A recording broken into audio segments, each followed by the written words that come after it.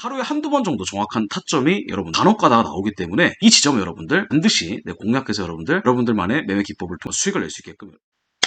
자, 안녕하십니까. 이번 시간에는 여러분들 아침 9시에 변곡점이 많이 나온다, 이 사실에 대해서 진짜인지 아닌지 한번 알아보도록 하겠습니다. 오전 9시에 변곡점이 많이 나오는 이유, 그 이유에 대해서 한번 설명을 좀 드려볼게요. 자, 선물거래나 코인은 24시간입니다. 그럼 언제 바뀌냐면은 TC 기준 00시에 새로운 일봉이 바뀌는데, 그 일봉이 바뀔 때 여러분들 뭐가 생기냐면은 새로운 그 전날의 고점과 고점이 형성이 됩니다. 그 00시가 바로 이제 대한민국 시간 기준으로 아침 9시가 됩니다. 그래서 그 전날의 고점과 저점이 아침 9시 이후에 생기게 됩니다. 그러면 대부분은 그 고점, 자 9시에 새로운 차트가 만들어지면서 전날의 고점을 뚫거나 저점을 간혹 가다가 돌파하는 경우가 생기게 됩니다. 점선 기준으로 여기가 어제가 되는 거고요. 그 다음에 여기가 바로 이제 오늘이 됩니다. 자, 그러면 이게 몇 시 기준이냐면 요게 바로 이제 차트가 처음에 어떻게 되냐면 이런 식으로 상승세를 그리게 됩니다. 이렇게 그리다가, 그죠? 여기서 딱 날이 바뀌면서 전고점이 이렇게 형성이 됩니다. 그죠? 그러면 어제 기준으로 해서 요 자리 있죠? 이 자리가 바로 이제 신고점, 즉 어제 고점이 되거든요. 자, 어제 고점을 만들고 이렇게 떨어지는데 간혹 가다가 어제 고점을 9시가 넘어서 새로운 날이 바뀌었을 오늘에 이렇게 돌파하는 자리가 나오게 됩니다.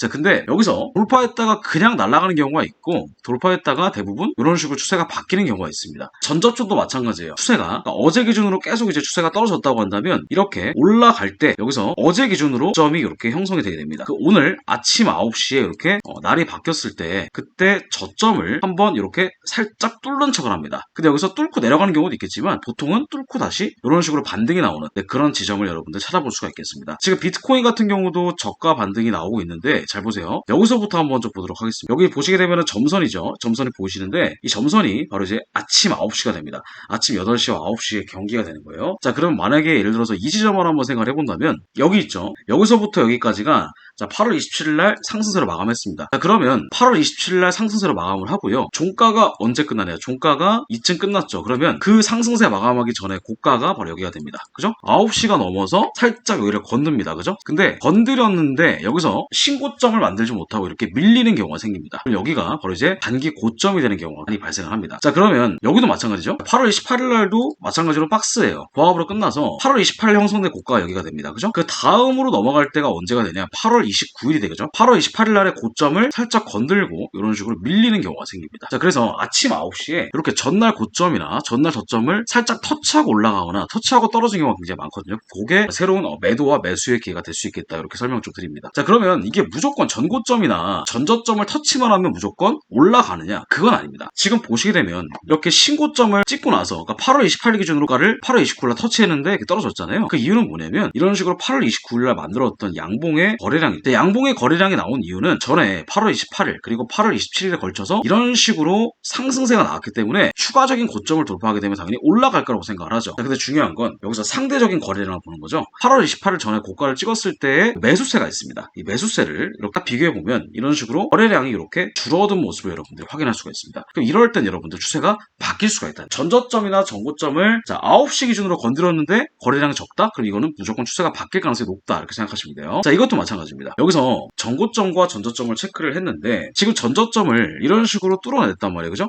여기서도 마찬가지로 추가적인 하락이 나오지 못하고 다시 급등이 나오는 이유는 뭐냐면 거래량이 증가하다가 감소하는 부분이 생깁니다. 그 다음에 몸통의 길이도 점점점 줄어들고 있죠. 그렇기 때문에 매도세가 조금 더 줄어들겠구나. 근데 그게 역설적으로 전일 저점과 걸려서 이렇게 맞물리게 된다면 이런 식으로 다시 반등이 나오는 경우가 생깁니다. 전일 저점과 맞물려서 이렇게 살짝 뚫었다가 이렇게 올라가는 경우가 생깁니다.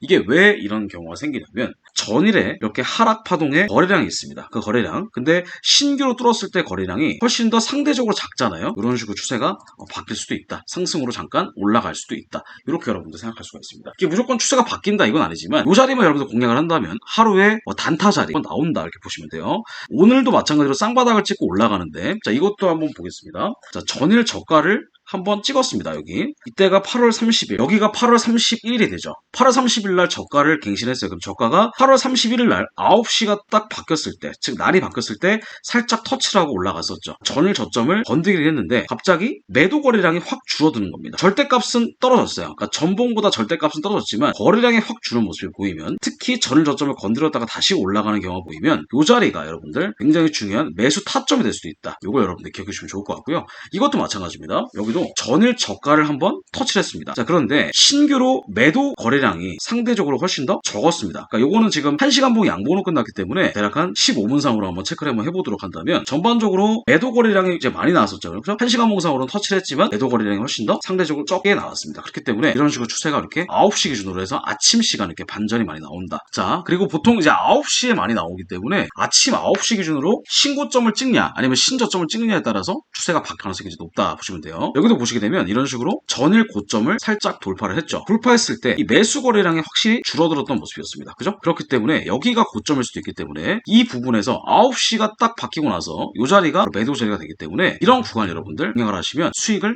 쉽게 크게 낼 수가 있습니다. 여기서 저가를 찍고 신저점을 찍었어야 되는 신저점 못 찍었어요. 그러니까 이런 것들이 이제 패스가 되는 건데 이런 식으로 아침 9시 기준으로 전일 고점이나 저점을 한번 건드는 그런 자리가 나오게 되면 여러분들 굉장히 큰 그죠? 타점이 될 수도 있다. 아침 9시 기준으로 여러분들 이런 식으로 상승세가 나왔다가 여기서 신고점을 살짝 뚫었을 때 그때 거래량이 나오게 되는데 거래량이 상대적인 거래량이 훨씬 더 적게 나왔다. 여기서 추세가 바로 이제 바뀔 가능성이 높습니다. 자, 반대로 아침 9시 기준으로 해서 식으로 신저점을 찍고 내려가는데 신저점을 더 뚫었잖아요. 그죠? 근데 매도 거래량이 전에 나왔던 매도 거래량보다 적게 나온다면 변곡점이 나올 수 있는 그런 가능성이 이제 높다 이렇게 설명드릴 수가 있겠습니다.